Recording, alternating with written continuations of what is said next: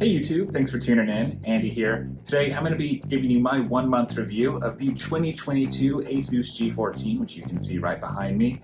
I picked this up from Best Buy for $1,700 a month ago. This is the model with the Radeon RX 6700S graphics. So we'll be putting those through their paces in a few games and then giving you my overall impressions of the build quality, sound, performance, battery life, heat, which is a factor on this, and just my general thoughts in the end about whether you should buy it or not. So without any further ado, let's dive in. The chassis of the G14 is a delight to handle. One of the things that has always made the G14 special is that it's part of that elite of Windows laptops that are actually Mac-like in terms of rigidity and feeling solid. I know you're supposed to use two hands when you're picking up a laptop, but this is one of those machines that lets you feel like you can get away with throwing it around one-handed forever. The white finish and metal accents look great, and while it can look horribly dirty if grubby little hands find their ways to it, I find that it does a great job of hiding a lot of the day-to-day grime that I see on darker colored machines. The G14 has good I/O for a 14-inch laptop. We get two USB-A ports, two Type-C ports, the right one being connected to the dedicated graphics and the left offering power delivery and possibly USB 4 support in the future if rumors are to be believed. There's also HDMI, the headphone jack barrel connector, and a micro SD card reader, which is a cool addition for 2022. Ethernet would be nice, but USB Ethernet adapters are cheap and work great. My only real complaint about the ports, which is more of an annoyance, is that I still find the layout to be a little bit awkward. They're really easy to access, I suppose, but the G14 does not give off a tidy vibe at all when you have a lot of stuff plugged into it, unlike other laptops where they're toward the back or even at the back, which can look really neat even when you have things plugged in. Moving inside the G14 or opening it up, we get one of the stars of the show for 2022, the gorgeous 1600p 16x10 500 nit screen. This is the best laptop screen I've ever used, which I guess is a little more about me than the laptop to an extent. And it's in fact the best screen that I own on any device in my house except for my iPhone 13 Pro Max, which is obviously a much smaller screen. The colors are vivid yet realistic, and the images are beautifully balanced. The 16x10 aspect ratio, which is new this year, provides a nice boost to vertical real estate that feels especially welcome in Windows 11, where the taskbar at the bottom has grown a little bit and there's no way to shrink it. The screen does require a little bit of work, I found, to look its best, however. Asus's Armory Crate application has a feature called Game Visual, which attempts to optimize the display for gaming. I guess that's what it does, that's what it seems to do. Unfortunately, I found that the Game Visual feature caused sort of a red or magenta tint to appear on the display. I could actually see when the computer was booting up, when the Game Visual service would load, that it would go from looking really good to having this slight magenta tint, which was really annoying. Since there's no way to actually disable the Game Visual feature in Armory Crate, I eventually figured out you can just delete the Game Visual folder from the Armory Crate folder in Program Files, which normally isn't a place you want to go deleting things, and that will just prevent it from loading and allow the screen to look its very best, which is really, really good, as I said. So it seems odd that this issue occurs at all, but it has happened through multiple Windows installations for me, so hopefully this is something that Asus can figure out in the future. Alright, moving above the screen is another new feature for 2022, the webcam. The camera itself is only meh quality, as you can see, but the Windows Hello login functionality is fantastic.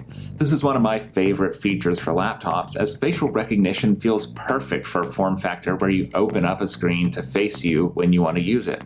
The facial recognition on the G14 works better than others I've used in the past, doing a good but still not completely perfect job of accommodating wildly different lighting conditions, like, lamps versus natural light and overhead light. So now moving below the screen, we have the speakers that have moved up from their old spot on the palm rest to sit now above the keyboard. To my ears, they sound about the same as the speakers on the 2021 model, and that's not really a bad thing, as these are really good Windows speakers. They offer solid bass for a laptop, with loud mids and highs, although I've noticed they can get a little bit harsh at times. One thing I will mention is that I have done a clean installation of Windows on this, and one thing I couldn't get working is the Dolby settings, so I may be missing out a little bit on the audio. The speakers still sound good, but like I said, very similar to 2021. Although some people have mentioned the muffling situation, that's better since they're now moved away from the palm rest.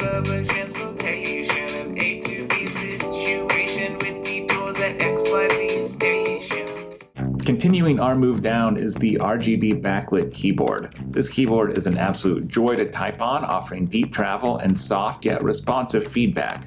I only have two nits to pick here.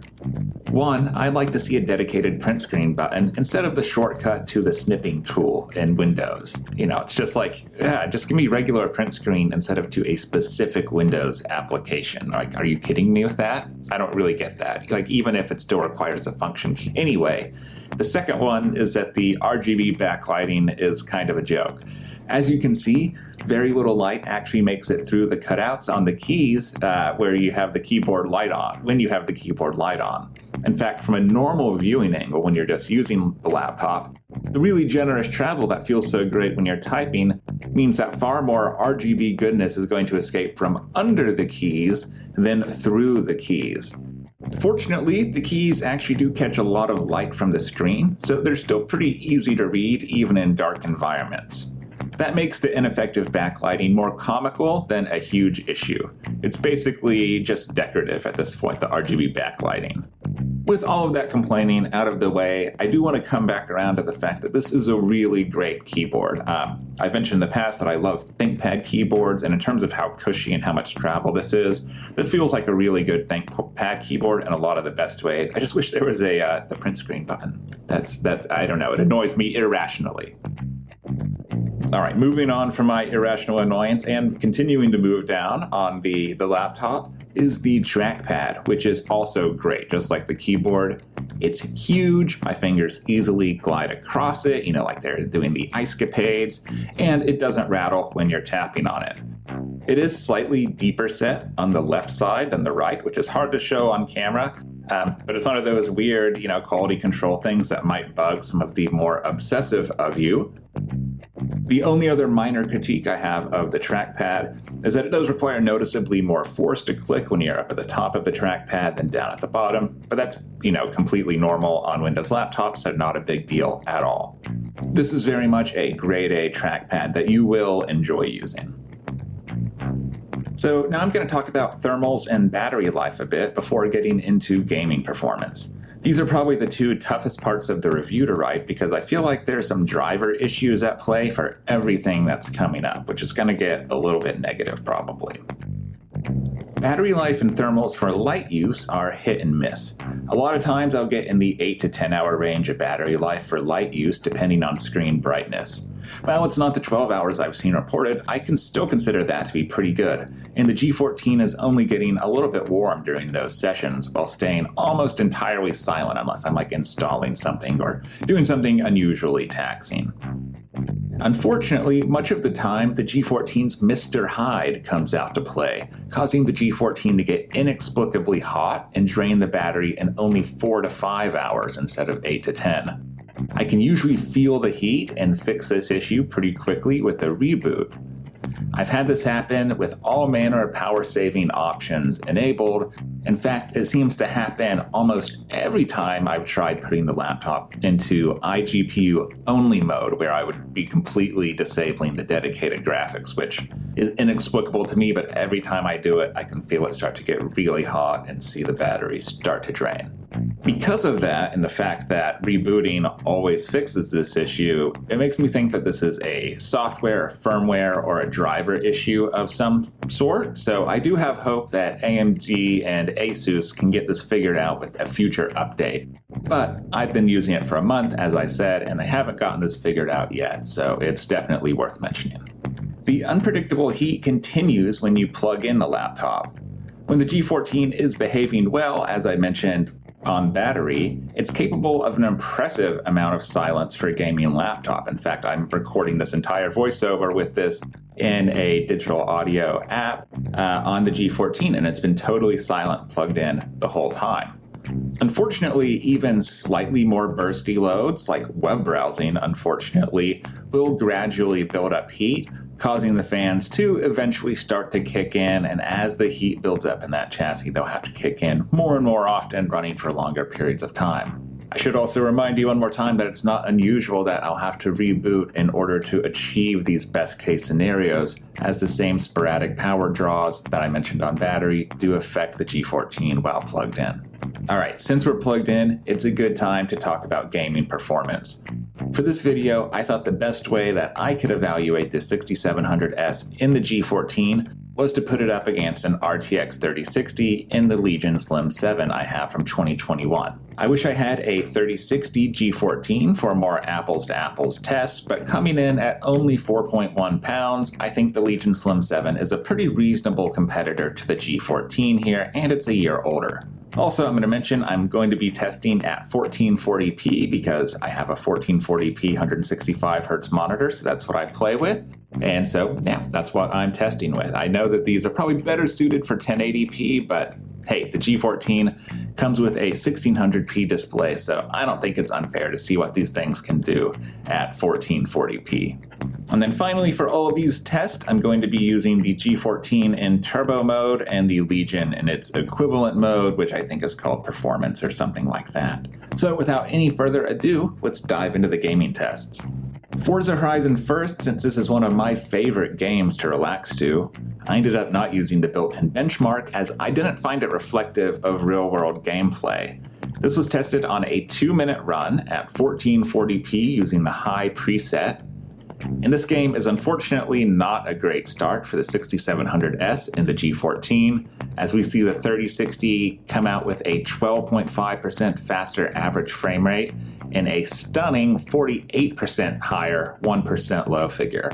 These 1% lows are actually better than I expected in Forza Horizon 5, as this game has unfortunately been a very stuttery experience for me on the G14, and really one of my biggest disappointments with this laptop. I will note as a parting piece of optimism for Forza Horizon 5 that I had similar stuttering around the launch time of this game last November on my desktop RX 6600 XT graphics card, also an AMD GPU. So I am pretty optimistic that this stuttering is caused by a driver issue and is something that AMD can fix. But as I mentioned with the power stuff earlier, it hasn't been fixed yet, so here we are. Moving on, I decided to take a look at Red Dead Redemption 2 next, a game that will really push these GPUs to hit 60 FPS at 1440p. I do have DLSS off on the 3060, so I was expecting a really strong showing for the 6700S here, but unfortunately it's another lackluster showing, as you can see. I'll note that the actual gameplay experience felt far more similar than between these two systems than with Forza Horizon 5.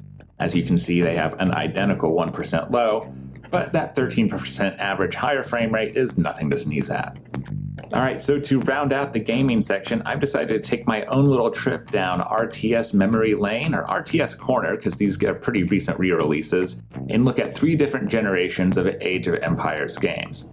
I also thought it would be interesting to see if older game engines behave differently on these cards. Of course, I'm starting with a brand new game, Age of Empires 4. Both of these laptops can average over 60 FPS at 1440p high in Age of Empires 4, though as you see, once again, the 3060 does come away with an 8% advantage and a 10% advantage in the 1% low frame rates, scoring yet another victory in this gaming section of the review. Moving back in the Series 1 massively remastered game, we're now going to look at Age of Empires 3 Definitive Edition. We're once again at 1440p high settings, and here we see what is by far the worst performance yet from the G14 and 6700S, with the 3060 coming in at 35% faster for average frame rates and a shocking 164% higher 1% lows.